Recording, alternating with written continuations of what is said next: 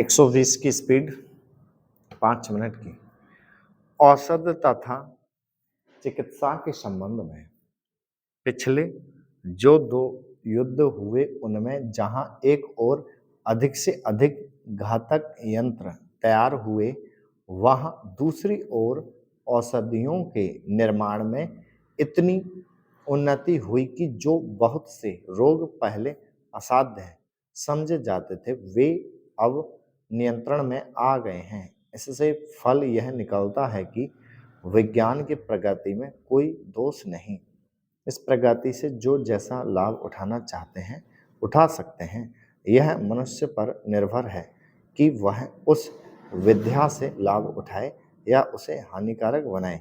यह आश्चर्य और दुख की बात है कि जहां एक और इस विज्ञान द्वारा आज इतने लोगों को भयंकर से भयंकर रोगों से मुक्ति मिल रही है, वहां उसी विज्ञान द्वारा लोगों का जीवन संकट में हो गया है। हम चाहते हैं कि हमारे देश के वैज्ञानिक, चाहे वे विज्ञान के किसी भी क्षेत्र में काम करते हों, इस बात को सदा अपने ध्यान में रखें कि यदि विज्ञान का कुछ अर्थ हो सकता है तो वह सेवा होना चाहिए, ना कि विनाश। तभी भावी प्रगति होगी। अध्यक्ष महोदय, मैं कृषि मंत्रालय की मांगों का समर्थन करती हूँ। इसके साथ ही मैं यह भी कहना चाहती हूँ कि सदन के सदस्यों को बोलने में बहुत कठिनाई होती है। कई माननीय सदस्य 4 बार बोल चुके हैं।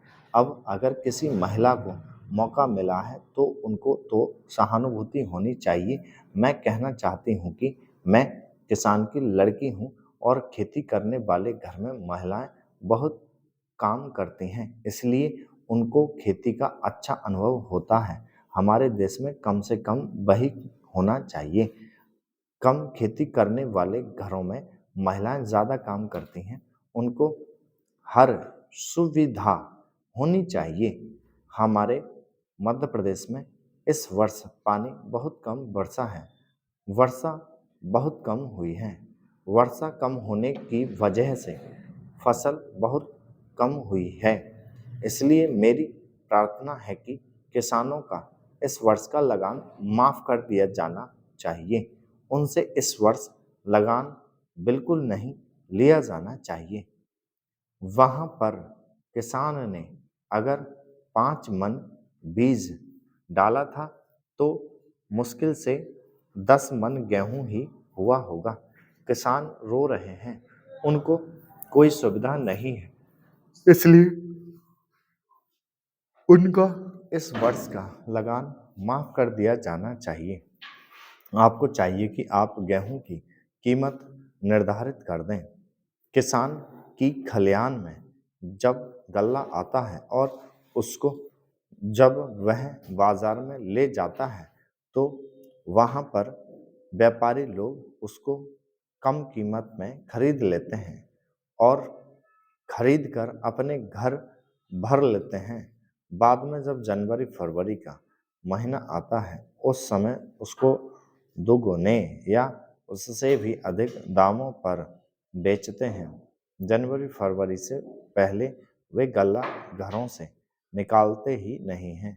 किसानों को व्यापारी लोग कम दाम देकर चूसते हैं। किसानों के घर में कुछ नहीं बचता है।